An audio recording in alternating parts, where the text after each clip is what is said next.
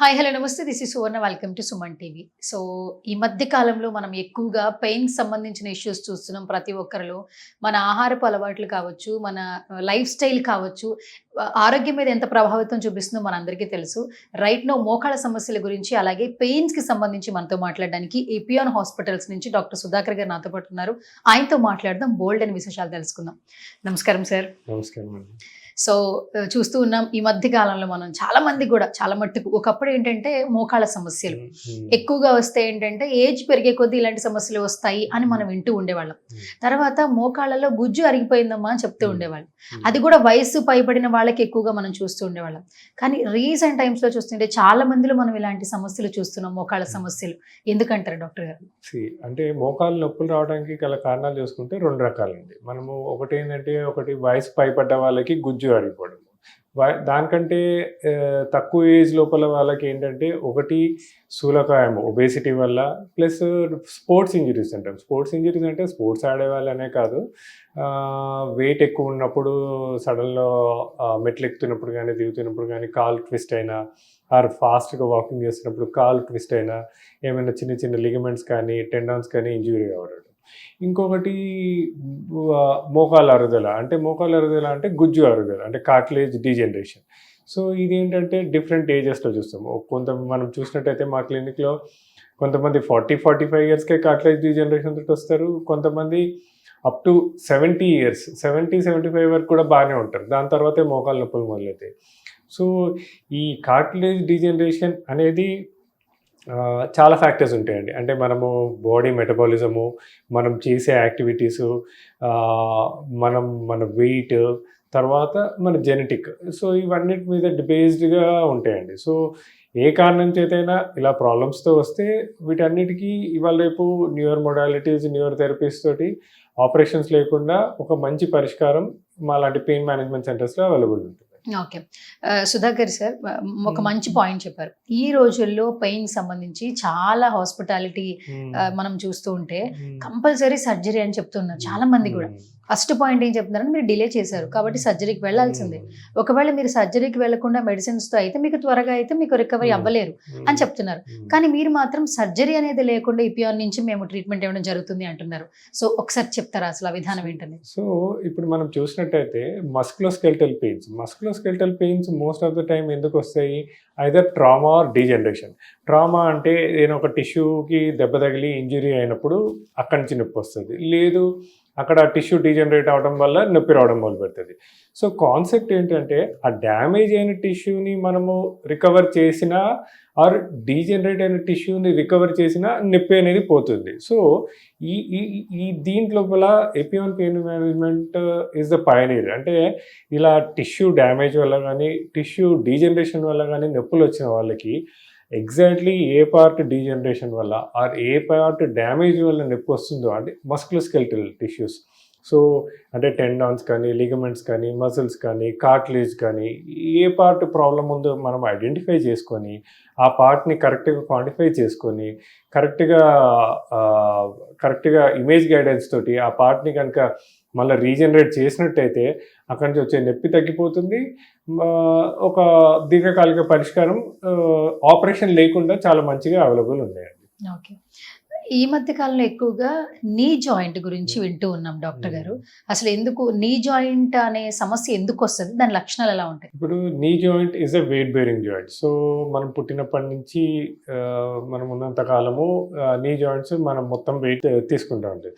So ఈ నీ joints everyday moments లోపల ఫ్రిక్షన్ ఉంటుంది. మనం మెట్లు ఎక్కినా దిగినా, కింద కూర్చొని పైకి లేచిన ఆర్ నడిచిన, ఎక్కువసేపు నిలబడ్డా దాంట్లోపల కంటిన్యూస్ స్ట్రెయిన్ ఉంటుంది. స్ట్రెయిన్ ఉన్నప్పుడు ఏమవుతుందంటే కార్టిలేజ్ డీజనరేట్ అవుతూ ఉంటుంది. సో ఒక ఏజ్ వచ్చాక ఆ కార్టిలేజ్ డీజనరేట్ అయిన కార్టిలేజ్ రీజనరేట్ అవ్వదు. సో దాంతో నొప్పులు రావడం మొదలు పెడుతుంది. దానికి తోడు లైఫ్ స్టైల్, మనం అంటే ఇవాళ రేపు ఫాస్ట్ ఫుడ్స్ కానీ జంక్ ఫుడ్ కానీ ప్రాపర్ డయట్ లేనకుండా ఒబేసిటీ, అంటే మనము ఈ మధ్య obesity actually in future India ఇప్పుడు ఆల్రెడీ థర్డ్ ఇన్ ఒబేసిటీ ప్రాబ్లంలో, సో థర్డ్ ప్లేస్లో ఉంది. సో ఇన్ ఫ్యూచర్ ఎక్కడికి వెళ్తుందో మనకు తెలియదు. So already obesity is become, అంటే మోస్ట్ ఆఫ్ ది, అంటే మెట్రోపాలిటన్ సిటీసే కాకుండా టైర్ 2 సిటీస్లో కూడా obesity has become a big problem.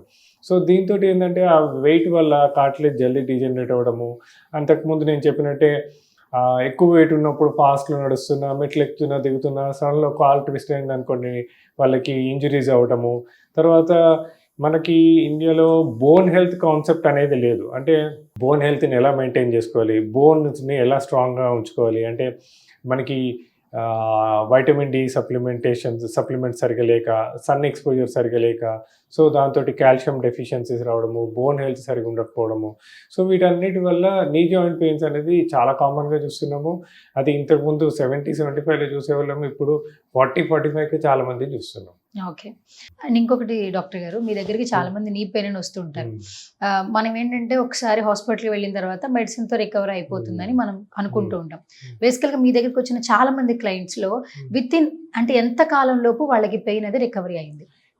ఇప్పుడు నీ జాయింట్ పెయిన్స్ తోటి మా దగ్గరికి వచ్చినట్టయితే వాళ్ళని ఫస్ట్ క్లినికల్గా ఎగ్జామిన్ చేస్తాము. తర్వాత ఒక స్కాన్ చేసి లోపల ఎంత డ్యామేజ్ ఉంది అని చూస్తాము. సో వాళ్ళకి depending on the damage 2 sittings or 3 sittings or 4 sittings అంటాం. కానీ ఫస్ట్ సిట్టింగ్ నుంచే వాళ్ళకి చాలా బాగా పెయిన్ రిలీఫ్ వస్తుంది. అండ్ ఇప్పుడున్న థెరపీస్లో platelet rich plasma or PRP or plasma therapy అంటారు. So this is the best effective for any type of knee joint pains. అంటే మస్కులోస్కెల్టల్ నీ జాయింట్ పెయిన్స్ అంటే ఇంతకుముందు నేను చెప్పినట్టు కార్టిలేజ్ వల్ల కానీ, లిగమెంట్స్ వల్ల కానీ, టెండాన్స్ వల్ల కానీ, మజిల్స్ వల్ల కానీ ఏ పార్ట్ వల్లైనా నీ జాయింట్ పెయిన్స్ వచ్చినట్టయితే పిఆర్పి చాలా బాగా పనిచేస్తుంది.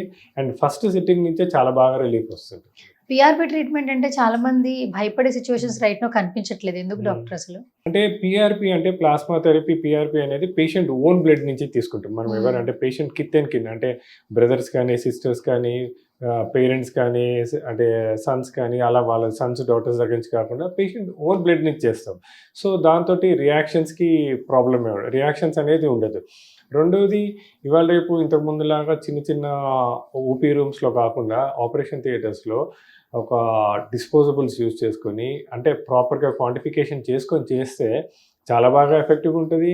ఇన్ఫెక్షన్స్ వచ్చే తావే ఉండదు. కాబట్టి పిఆర్పి అనే దానికి ఇవాళ భయపడాల్సిన అవసరమే లేదు. ఓకే.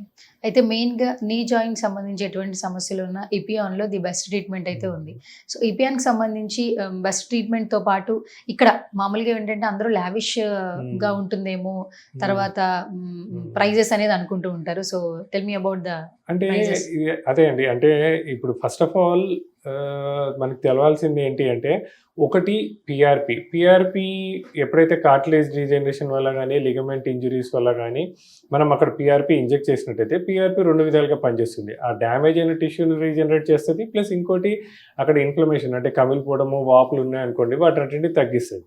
కానీ ఈ డ్యామేజ్ అయిన టిష్యూని ఎలా స్ట్రెంథెన్ చేసుకోవాలి, అది డ్యామేజ్ అయిన టిష్యూ రీజనరేట్ అవుతున్నట్టు అంటే పునరుత్పత్తి అవుతున్నప్పుడు దాని మీద ఎలా స్ట్రెస్ ఉండకూడదు. సో ఇపియాన్లో మేము ఇప్పుడు దాకా ఆల్మోస్ట్ ఒక 40,000-50,000 పిఆర్పీలు చేసాం. సో మా ఎక్స్పీరియన్స్ తోటి ఏంటంటే జస్ట్ ప్లెయిన్ పిఆర్పి ఇవ్వటమే కాదు, ఫస్ట్ ఆఫ్ ఆల్ పేషెంట్ వచ్చినప్పుడు ప్రాపర్గా క్వాంటిఫై చేసుకోవాలి, ఎంత థిక్నెస్ ఉంది, ఎంత డ్యామేజ్ ఉందని. తర్వాత 2 సిట్టింగ్సా, 3 సిట్టింగ్సా, 4 సిట్టింగ్సా. తర్వాత పిఆర్పి ప్రిపరేషన్ దగ్గర నుంచి FDA అప్రూవ్డ్ కిట్స్ ఉంటాయి. అంటే FDA ఫర్ నీ జాయింట్స్ లోపల ప్రాపర్ గ్రోత్ ఫ్యాక్టర్స్ రావాలంటే ఏ పిఆర్పి కిట్స్ యూజ్ చేస్తే ఉంటుందో అవన్నీ అప్రూవల్స్ ఉన్నాయి.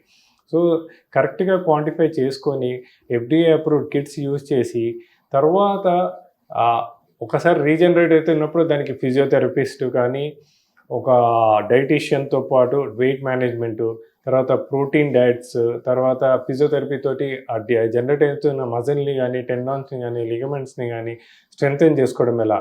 సో ఇలా మా Epione is the first multi modal pain management centre. అంటే ఒక హోలిస్టిక్ అప్రోచ్.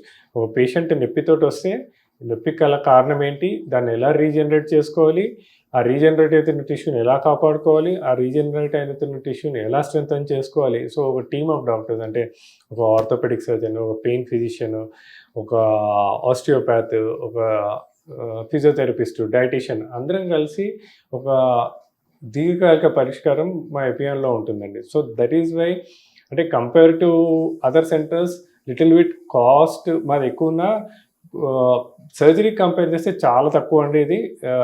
సర్జరీ విత్ సర్జరీస్తో చూస్తే చాలా తక్కువలో అయిపోతుంది, without any problems and without any complication. Okay, done. Thank you doctor, thank you so much once again.